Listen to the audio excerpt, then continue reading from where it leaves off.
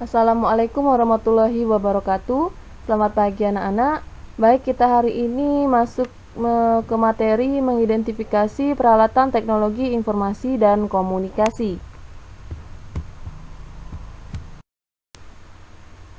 Telekomunikasi itu adalah komunikasi yang dilakukan dengan menggunakan peralatan dan sistem komunikasi yang mentransmisikan sinyal analog menjadi sinyal digital atau sebaliknya.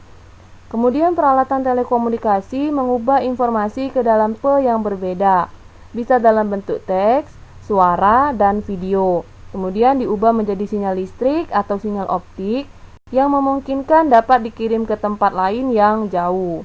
Itu peralatan telekomunikasi. Kemudian teknologi informasi dan teknologi komunikasi. Teknologi informasi meliputi segala hal yang berkaitan dengan proses, penggunaan sebagai alat bantu, manipulasi, dan pengelolaan informasi. Sedangkan teknologi komunikasi itu adalah segala sesuatu yang berkaitan dengan penggunaan alat bantu untuk memproses dan mentransfer data dari perangkat yang satu ke perangkat yang lainnya. Nah, ini adalah media komunikasi pada masa lalu atau kuno. Bisa kalian lihat dari gambarnya. Gambar yang pertama itu burung merpati. Itu bisa digunakan untuk mengirim pesan ya. Kemudian daun lontar, beduk, kentongan, asap, dan prasasti. Beduk, kentongan, asap itu bisa sebagai isyarat tanda baik dari bahaya maupun dari adanya suatu pengumuman. Nah, kalau yang ini itu adalah media komunikasi masa kini atau modern. Itu ada telepon, di mana telepon itu alat komunikasi yang digunakan untuk menyampaikan pesan suara, terutama pesan yang berbentuk percakapan. Nah, kebanyakan telepon beroperasi dengan menggunakan sinyal listrik, sehingga memungkinkan pengguna telepon untuk berkomunikasi dengan pengguna lainnya. Kemudian di situ ada kamera. Kamera itu alat untuk membuat gambar dari objek untuk selanjutnya dibiaskan melalui lensa kepada sensor yang hasilnya kemudian direkam dalam format digital ke dalam media simpan digital. Kemudian ada HP atau telepon seluler, disingkat juga ponsel. Itu adalah perangkat telekomunikasi elektronik yang mempunyai kemampuan dasar yang sama dengan telepon konvensional saluran tetap, namun dapat kemana-mana atau portable dan tidak perlu disambungkan dengan jaringan telepon. Kemudian ada televisi, radio, dan koran. Selanjutnya di sini ada komputer dan internet. Komputer itu adalah alat yang dipakai untuk mengolah data menurut prosedur yang telah dirumuskan.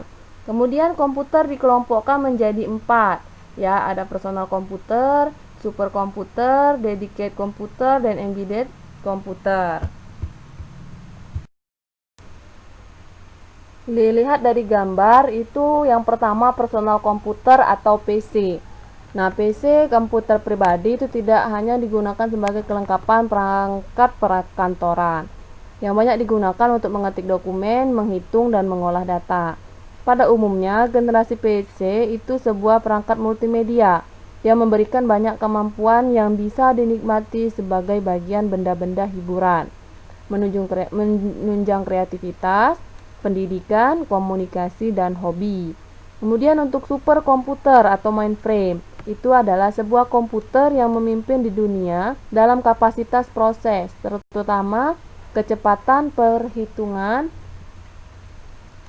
Komputer ini untuk proyek-proyek besar seperti desain pesawat terbang, menganalisis molekul-molekul obat, menangani data-data di bank.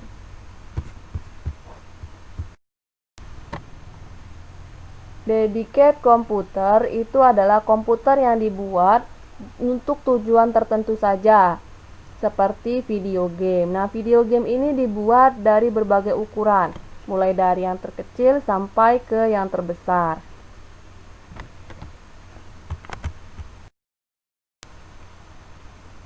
Kemudian ada embedded komputer, itu komputer yang berfungsi sebagai unit kontrol yang ditempatkan di peralatan yang membutuhkan pengendalian otomatis. Biasanya embedded komputer ini mempunyai sebuah mikroprosesor tunggal. Nah, beberapa peralatan yang mempunyai embedded komputer di dalamnya itu adalah telepon, video tape recorder, pendingin ruangan, sepeda motor, dan mobil yang dilengkapi sistem pengapian yang dikendalikan dan sebagainya. Kemudian internet. Internet di sini mungkin kalian sudah pernah mendengar kata-kata internet. Nah, internet itu merupakan singkatan dari interconnected networking atau jaringan yang saling terkoneksi. Nah, internet ini merupakan alat komunikasi dan sumber informasi yang sangat handal, yang sangat banyak digunakan oleh banyak orang. Nah, aplikasi yang banyak digunakan untuk berkomunikasi itu adalah email.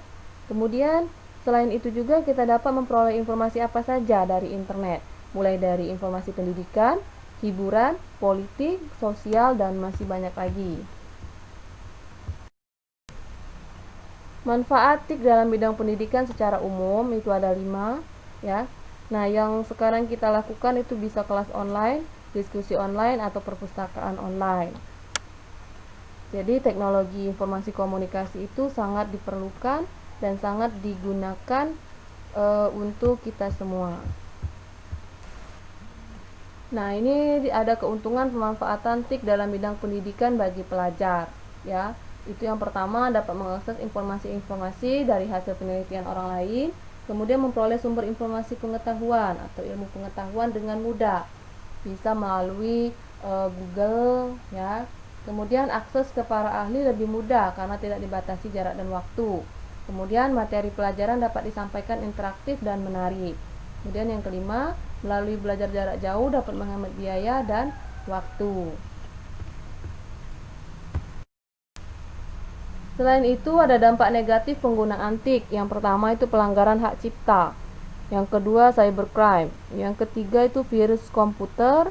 Yang keempat pornografi. Yang kelima perjudian dan penipuan.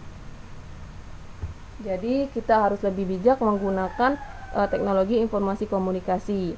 Kita harus mengetahui mana dampak positifnya dan mana dampak negatifnya. Untuk dampak negatifnya harus kita hindari.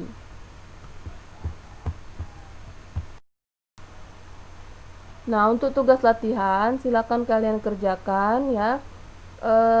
Kalau ada pertanyaan silakan kalian tanyakan melalui WA group. Ibu rasa penjelasan Ibu cukup sampai di sini. Ibu tutup dengan wassalamualaikum warahmatullahi wabarakatuh. Selamat beraktivitas kembali.